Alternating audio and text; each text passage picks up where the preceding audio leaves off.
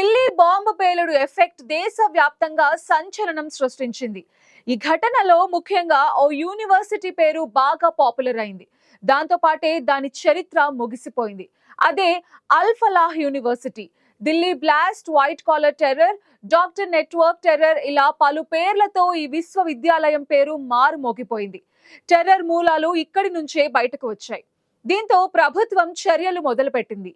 ఈ క్రమంలోనే ఏఐయు తీసుకున్న నిర్ణయం యూనివర్సిటీలో చదువుతున్న పిల్లల తల్లిదండ్రులకి బిగ్ షాక్ అనే చెప్పాలి. ఎందుకంటే ఈ చర్యలు తక్షణం అమల్లోకి వచ్చాయి. విశ్వవిద్యాలయం అంటే ఉన్నత విద్యావంతులను చేయాలి, అన్ని విధాలుగా వారిని పరిపూర్ణులను చేయాలి. కానీ ఆశ్చర్యం కలిగించేలా ఒక యూనివర్సిటీ ఉగ్ర కుట్రలు చేసే కేంద్రంగా మారటం కారదు. అంతేకాదు, కుట్రలకు అడ్డాగా ఉందని చెడ్డ పేరు రావటం కూడా ఇక్కడ విశేషం. అందుకే ఏకంగా అల్ ఫలాహ్ విశ్వవిద్యాలయం సభ్యత్వాన్ని రద్దు చేస్తూ అఖిల భారత విశ్వవిద్యాలయాల సంఘం ఒక సంచలన నిర్ణయం తీసుకుంది. అంతేకాకుండా ఈ వర్సిటీ విషయం ఏంటి, దానికి వచ్చే నిధుల సంగతి ఏంటి అన్న దాని మీద దర్యాప్తు మొదలైంది. భవిష్యత్తులో ఈ విశ్వవిద్యాలయం అఖిల భారత విశ్వవిద్యాలయాల సంఘం గుర్తింపు కానీ లోగోను కానీ వాడరాదు. ఢిల్లీ భారీ పేలుడు ఘటన వెనుక ఉన్న డాక్టర్ ఉమర్ నబీ ఫరీదాబాద్ లోని అల్ ఫలాహ్ యూనివర్సిటీలో రెసిడెంట్ డాక్టర్ గా కొంతకాలం పనిచేశాడు. ఢిల్లీ బాంబ్ బ్లాస్ట్ లో తనదే కీలక పాత్ర. అంతేకాదు, ఇదే వర్సిటీలో ఇంకో ఇద్దరు ఉగ్రవాద వైద్యులు ముజమ్మిల్ షాహీన్లను కూడా తాజాగా పోలీసులు అరెస్ట్ చేసి వారి నుండి దాదాపుగా 3000 కిలోల పేలుడు పదార్థాలను స్వాధీనం చేసుకున్నారు. దర్యాప్తులో ఈ వర్సిటీకి తప్పుల తడక చరిత్ర చాలానే ఉందని అంటున్నారు. వర్సిటీకి ఈ మేరకు national assessment and accreditation council నాక్ కూడా షోకాజ్ నోటీసులు జారీ చేసింది. నాక్ గుర్తింపు కూడా ఈ వర్సిటీకి లేదు. అయినా తన వెబ్సైట్స్ లో గుర్తింపు ఉన్నట్టుగా బాహాటంగా ప్రచారం చేసుకుంటోంది. ఈ విధంగా ఇక్కడ చదివే విద్యార్థులను, వారి తల్లిదండ్రులను వర్సిటీ యాజమాన్యం తప్పుదోవ పట్టించిందని తేలిపోయింది. అల్ ఫలాహ్ వర్సిటీకి ఎక్కడి నుండి వస్తున్నాయో తెలియని నిధులు పెద్ద ఎత్తున చేరుతున్నాయి. అవి ఎలా వస్తున్నాయి, ఏమిటి అన్న దాని మీద విచారణ కోసం కేంద్ర ప్రభుత్వం ఆదేశాల మేరకు ఈడీ కూడా ఎంటర్ అయింది. 3 దశాబ్దాల క్రితం ఒక చిన్న ఇంజనీరింగ్ కాలేజ్ గా మొదలైన అల్ ఫలాహ్ ప్రస్థానం ఏకంగా వర్సిటీ స్థాయి వరకు ఎదిగింది. ఈ వర్సిటీని హర్యానా ప్రభుత్వ ప్రైవేట్ వర్సిటీల చట్టం మేరకు ఏర్పాటు చేశారు. ఇది ఫరీదాబాద్ జిల్లాలోని దౌజ్ గ్రామంలో ఏకంగా 76 ఎకరాల విశాల ప్రాంగణంలో ఉంది. ప్రస్తుతం దీనిపై నిఘా పెరిగింది. తవ్విన కొద్దీ కొత్త విషయాలు వెలుగు చూస్తున్నాయి. ఈలోగా దానిని నేలమట్టం చేయాలని ప్రజల నుండి డిమాండ్ వస్తోంది. ఇప్పటికే ఢిల్లీ ఎర్రకోట పేలుడు ఘటనలో ప్రధాన నిందితుడు ఉమర్ ఇంటిని సర్జికల్ స్ట్రైక్ చేసి పేల్చివేయడం జరిగిపోయింది. దక్షిణ కాశ్మీర్లోని పుల్వామాలో ఉన్న అతని ఇంటిని భారత భద్రతా బలగాలు పేలుడు పదార్థాలతో నేలమట్టం చేశాయి. ఢిల్లీ ఎర్రకోట సమీపంలో సోమవారం సాయంత్రం జరిగిన పేలుడులో 13 మంది అమాయకులు ప్రాణాలు వదిలారు. మరో 20 మందికి గాయాలయ్యాయి. ఉగ్రవాద కార్యకలాపాలకు మద్దతు ఇచ్చే వారికి హెచ్చరికగా ఉండాలనే ఈ పని చేసినట్టు అధికారులు తెలిపారు. ఇంతకు ముందు పెహల్గాం ఉగ్రదాడి కుట్రలో పాల్గొన్న వారిపై కూడా బుల్డోజర్ చర్యలు చేపట్టారు. ఢిల్లీ బ్లాస్ట్ ఘటనపై ప్రధాని నరేంద్ర మోదీ ఇప్పటికే హోం మంత్రిత్వ శాఖ అధికారులతో అత్యవసర సమావేశం నిర్వహించినట్టు సమాచారం. దాడి వెనుక ఉన్న వారిని ఏదైనా సరే వదిలిపెట్టబోమని ఆయన తీవ్రంగా హెచ్చరించారు. దేశ భద్రతతో ఆడుకునే వారిని కనికరం లేకుండా నాశనం చేస్తామని ఆయన ప్రకటించినట్టు కేంద్ర వర్గాలు చెప్తున్నాయి. సోషల్ మీడియాలో కూడా మోదీ యాక్షన్ తీసుకోవాలి, ఆపరేషన్ సింధు టైప్ లో మరో కౌంటర్ దాడి రావాలి, పాకిస్తాన్ మద్దతుతో జరిగిన కుట్ర ఇది అంటూ సోషల్ మీడియాలో హ్యాష్ ట్యాగ్స్ ట్రెండ్ అవుతున్నాయి. గతంలో జరిగిన బాలాకోట్ ఎయిర్ స్ట్రైక్స్ తర్వాత భారత్ ఎలా ప్రపంచానికి తన శక్తిని చూపించిందో ఇప్పుడు కూడా దానికి డబుల్ రేంజ్ లో సమాధానం ఇవ్వాలి అంటూ నెటిజన్స్ ప్రభుత్వాన్ని కోరుతున్నారు. అనుమానాస్పదంగా కనిపించిన కొన్ని వాహనాలను పోలీసులు ఇప్పటికే సీజ్ చేశారు. వాటిలో ఈ నెట్వర్క్ ఖరీదు చేసిన మరో కార్ కూడా లభ్యమైంది. కుట్రకు సంబంధించి అంతర్జాతీయంగా భారత్ కు మద్దతు లభిస్తోంది. ముఖ్యంగా ఈ పేలుడుని ఉగ్రవాద దాడిగా అమెరికా విదేశాంగ కార్యదర్శి మార్కో రూబియో తెలిపారు. ఉగ్రవాద ఘటన విషయం దర్యాప్తులో భారత్ అనుసరించిన విధానాన్ని ఆయన ప్రశంసించారు.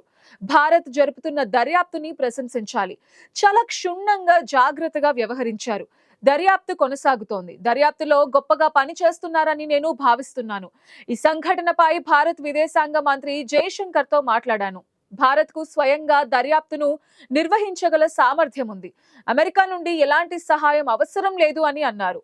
దర్యాప్తులో ఏం తెలుస్తుందో తెలుసుకునేందుకు ఎదురు చూస్తున్నామని, తాము సహాయం అందించామని, కానీ వారికి ఆ సహాయం అవసరం లేదు అన్నారు.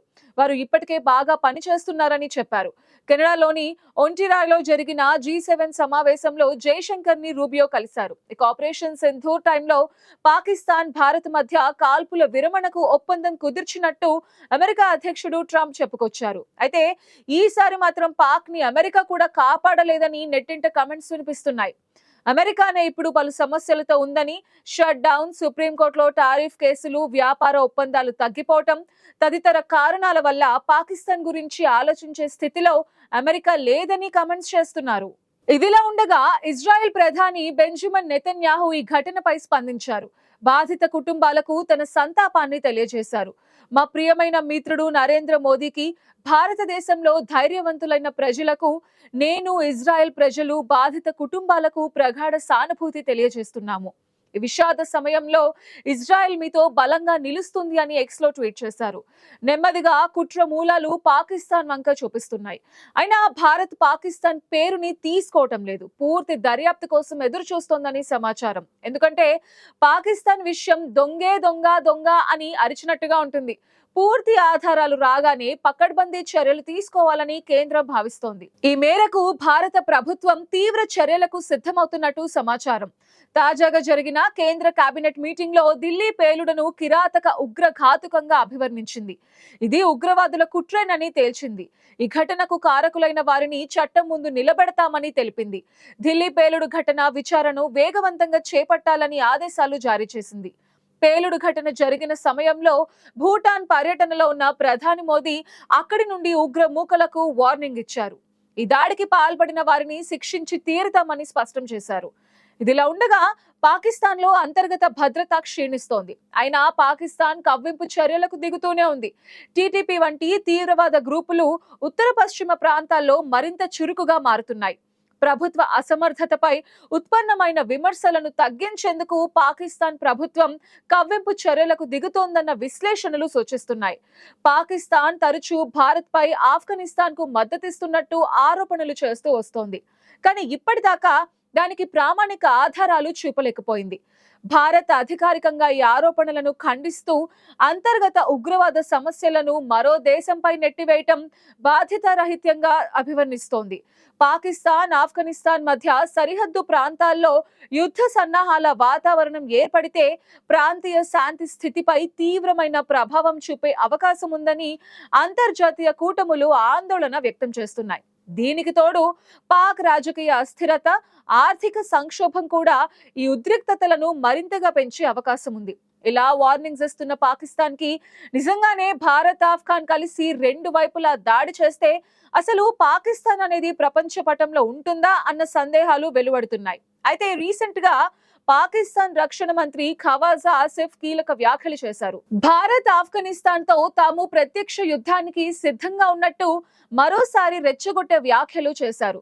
ఇస్లామాబాద్ లో ఇటీవల జరిగిన సూసైడ్ బాంబ్ బ్లాస్ట్ లో 12 మంది మృతి చెందిన విషయంలో దాడి చేసింది తామేనని పాకిస్తానీ తాలిబాన్ ప్రకటించుకున్న తర్వాత కూడా పాక్ డిఫెన్స్ మంత్రి ఖవాజా ఈ వ్యాఖ్యలు చేయటం ప్రాధాన్యత సంతరించుకుంది. పాకిస్తాన్ ప్రధాని మాత్రం భారత్ మద్దతుతోనే ఇస్లామాబాద్ దాడి జరిగిందని ఆరోపించారు.